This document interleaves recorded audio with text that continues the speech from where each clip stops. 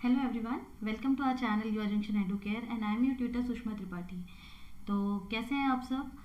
जैसा कि आप लोग जान रहे हो कि कोरोना फेज चल रहा है और बहुत सारी न्यूज़ आ रही हैं कि सिलेबस कम हो जाएगा।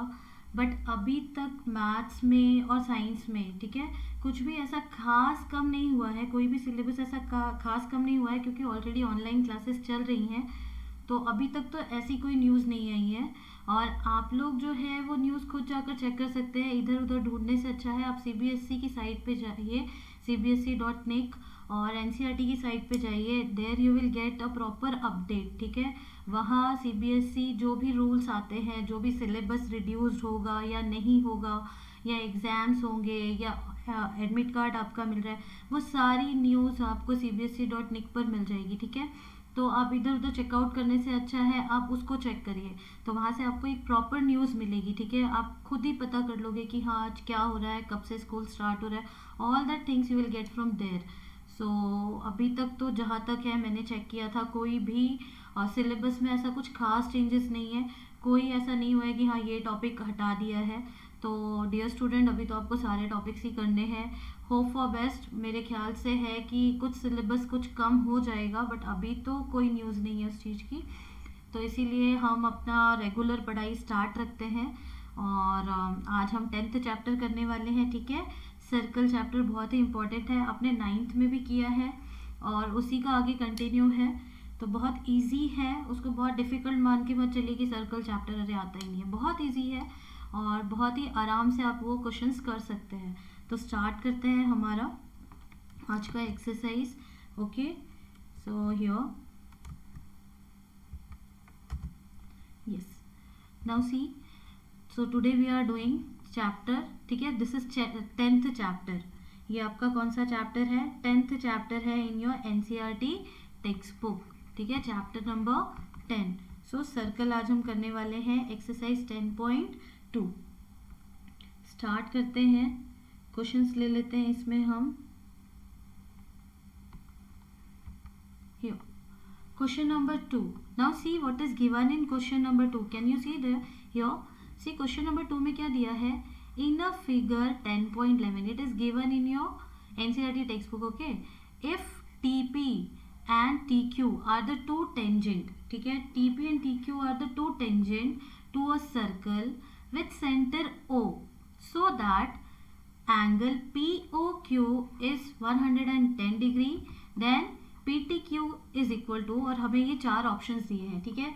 ये चार ऑप्शंस दिए हैं, option A, B, C and D. आपको क्या करना है, पहले तो आपको क्वेश्चन अच्छे से समझना है। This question is related to, yes, circle. तो सबसे पहले हमें क्या ड्रॉ करना है? सर्कल। वैसे आपके बुक में डायग्राम दिया हुआ है, सी यहाँ ये डायग्राम दिया हुआ है, can you see this? Yes, यहाँ पे डायग्राम है, उसमें क्या दिया हुआ है बच्चों? सी क्वेश्चन में आप देखिए, if TP and T Q are two tangent, tangent है, ठीक है। ओके, टी पी, ये जो मैंने यहाँ पे रेड में ड्रॉ किया है, and T Q, these are two tangent, right. क्या करना है? सर्कल विथ सेंटर ओ, जिसका सेंटर क्या है? ओ है, और टी पी और टी क्यू क्या है? टेंजेंट है। टेंजेंट क्या होता है? यस, जो भी लाइन सर्कल को एक पॉइंट पे टच करती है, यहाँ पर ये पॉइंट क्यू पे टच कर रही है। So this is what? This is your tangent. अभी क्या दिया हुआ है? Angle P O Q is 110, this angle, this is given 110। Then what you have to do? P T Q is equal to, P T Q निकालना है हमें, यहाँ पर पी टी क्यू निकालना है। ये वाला एंगल आपको, एंगल टी आपको फाइंड आउट करना है, कितना होगा। बहुत ईजी है। आइए एक बार पहले इसको हम डायग्राम में समझ लेते हैं, उसके बाद हम करेंगे, ठीक है। बहुत ईजी है बच्चों। देखो जैसा कि यहाँ पर दिया हुआ है, ये एक सर्कल है विथ सेंटर ओ, है ना। एक सर्कल है, उसका सेंटर क्या है? ओ है। और यहाँ पर पी टी और टी क्यू दो क्या दिए हुए हैं? टेंजेंट है। जैसा कि मैंने आपको बताया, टेंजेंट क्या होता है? सर्कल को एक पॉइंट पे टच करता है। अब क्या दिया हुआ है डायग्राम में? देखिए यहाँ पर एक एंगल हमको दिया है, जो सेंटर पे बन रहा है वो कितना है? 110। अब आप देखो, आपने पढ़ा भी है कि जो रेडियस होता है, it is always perpendicular on tangent, पढ़ा है। यहाँ पर रेडियस क्या है? Yes, PO. रेडियस मतलब ये वाली लाइन जो सर्कल सेंटर से सर्कल पे टच कर रही है, this is radius, okay.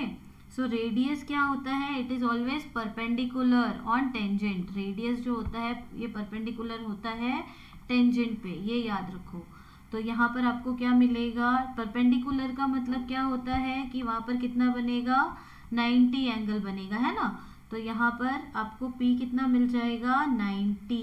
Okay, ओ आपको ऑलरेडी पता है। उसी तरीके से यहाँ पर क्यू भी, ये ओ क्यू क्या है, दिस इज रेडियस, और टी क्यू क्या है, टेंजेंट है ना। तो ये क्या होगा, परपेंडिकुलर होगा। यहाँ पर भी हमें कितना मिल जाएगा, देख सकते हो आप कितना मिल रहा है, 90 मिल रहा है। समझ में आ रहा है बच्चा आपको। अगर कोई भी प्रॉब्लम हो रही है, नहीं समझ में आ रहा है, तो आप एक बार पॉज करके धीरे धीरे देखो, आपको समझ में आएगा अच्छे से। फिर भी प्रॉब्लम हो रही है तो आप मुझे डाउट पूछ सकते हो, कमेंट सेक्शन में लिख सकते हो। और अगर आपको नहीं समझ में आ रहा है या मतलब कोई भी दिक्कत हो रही है तो आप मुझे मेल भी कर सकते हो, उसका लिंक आपको डिस्क्रिप्शन में दे देंगे। तो ये देखिए क्वेश्चन में हमें यहाँ पे 3 एंगल मिल गए हैं, है ना। ये मिल गया P, कैसे मिला, यस क्या होता है, रेडियस जो होता है वो क्या होता है, परपेंडिकुलर होता है ऑन टेंजेंट, इसलिए हमें यहाँ पर कितना मिलता है, 90। तो यहाँ हमें कितना मिल गया, एंगल P मिला हमें 90, राइट। एंगल Q भी ऐसे ही हमें मिला कितना, 90। और angle O is already given 110। What you have to find, angle T find out करना है, बहुत इजी है। यहाँ पर देखो ये क्वाड्रिलेटरल बन रहा है, एक चतुर्भुज बन रहा है ना, क्वाड्रिलेटरल है, T निकालना है। तो क्वाड्रिलेटरल में क्या होता है, yes sum of all the angles are 360। अगर हम यहाँ पर एंगल P, ये angle P, angle T, angle Q plus angle O सबको ऐड करें, ये चारों को, तो हमें कितना मिलेगा, 360। This is a property of a quadrilateral, right. तो यहाँ पर आपको कितना मिल जाएगा, 360। अब बहुत ईजी है, बहुत आसान है, ठीक है। और अगर आपको समझ में आ रहा है तो थम्स अप दीजिए, ठीक है। नाउ हियर ये हो गया आपका, ये तीनों को ऐड कर लो और 360 में से क्या कर दो, माइनस कर दो, और आपको T मिल जाएगा। इतना इजी है ये क्वेश्चन। फिर से एक बार एक्सप्लेन करते हैं। See yo, let me take marker, highlighter से समझाते हैं आपको। यहाँ पर देखिए बहुत इजी है, कुछ भी नहीं करना है। एक सर्कल दिया हुआ है, उसका सेंटर क्या है, O है ना। और आपको यहाँ पर सेंटर पे जो एंगल है ना वो कितना दिया हुआ है, 110।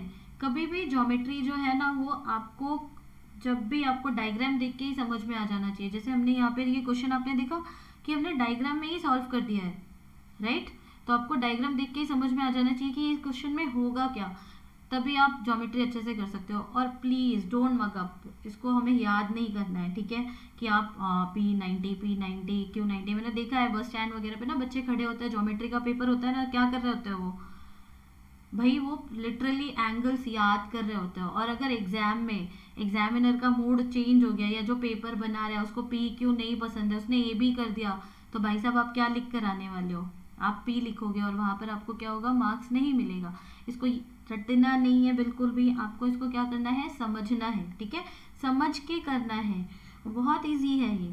तो फिर से एक्सप्लेन करते हैं, बात बताने लगे। यहाँ पर देखिए क्या है, ये एक सर्कल है और सेंटर जिसका क्या दिया हुआ है, O दिया है, और एंगल कितना बन रहा है, 110। हमें क्या दिया है, ये जो PT है ना, PT और PQ ये क्या है, टेंजेंट है, राइट, टेंजेंट है।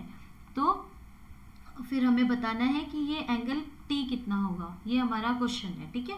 अब आपको क्या करना है, हमें पता है एंगल O कितना है, 110 है, वो मैंने यहाँ लिख लिया।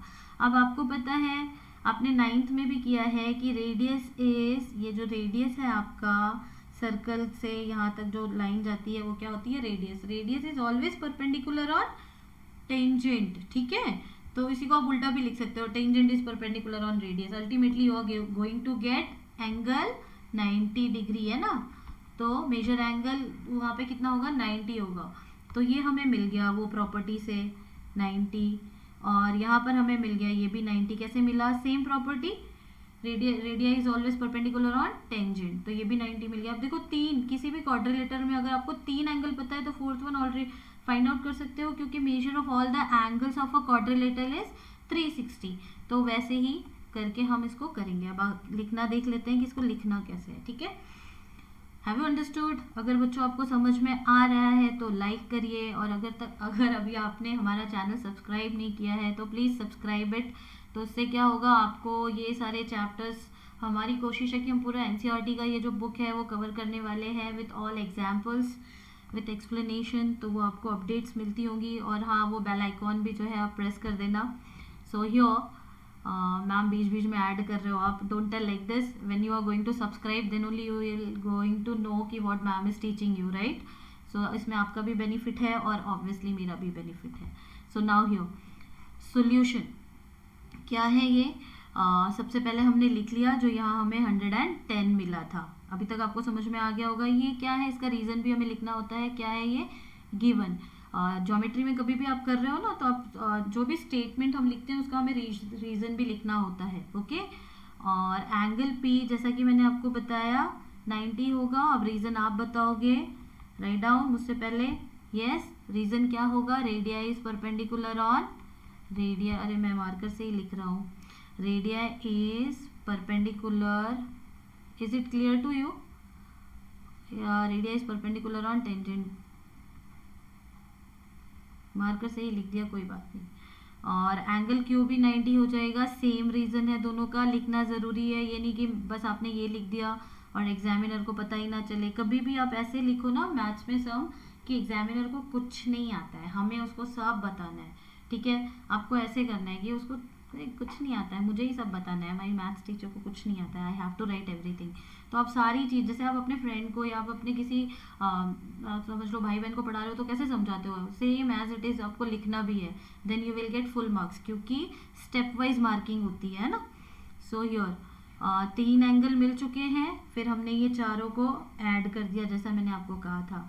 एंगल पी ओ के, यहाँ से एंगल पी ओ के या ओ भी लिख सकते हो, plus angle P plus angle T plus angle Q is equal to 360। यहाँ पे थोड़ा ऑर्डर चेंज है, आप वैसे भी लिख सकते हो। मैंने ओ पी टी की जगह पहले क्यू लिख दिया और फिर टी लिखा है, ठीक है। तो कोई प्रॉब्लम नहीं है उसमें, आगे पीछे आप लिख सकते हो। आप सबके वैल्यूज पुट कर दो, कितना है पी ओ की, कितना है 110 है, पी कितना है 90 है, क्यू कितना है 90 है, और टी कितना है पता नहीं है, तो उसको हमने ऐसे ही लिख लिया, और 360। अब आपको करना क्या है, सारे स्टेप लिखने हैं, ठीक है। स्टेप खा मत जाना, बहुत सारे बच्चे ना सारे स्टेप्स खा जाते हैं और बाद में कहते हैं मैम आपने मार्क्स नहीं दिया। यहाँ पर देखो क्या करना है, सबको ऐड करेंगे। 290 आता है, एक बार कर लेना।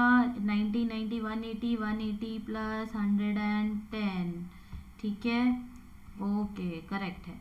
तो यहाँ हमें कितना मिलेगा 290 plus T is equal to 360। अब क्या करेंगे हम, ये भाई साहब को इधर लेके आएंगे, माइनस कर देंगे, टी को अकेला छोड़ेंगे, तो यहाँ मिलेगा 360 माइनस 290। सो टी हमें कितना मिला 70। तो वो कौन सा ऑप्शन में था बच्चों, कौन सा ऑप्शन था टी, एक बार जाके पीछे देखना पड़ेगा। I don't remember which option, yes this is option B is correct. और ये क्वेश्चन आपको ना एमसीक्यूज में भी आ सकता है, ठीक है, तो इसको बहुत अच्छे से करना। चलो okay, have you understood some?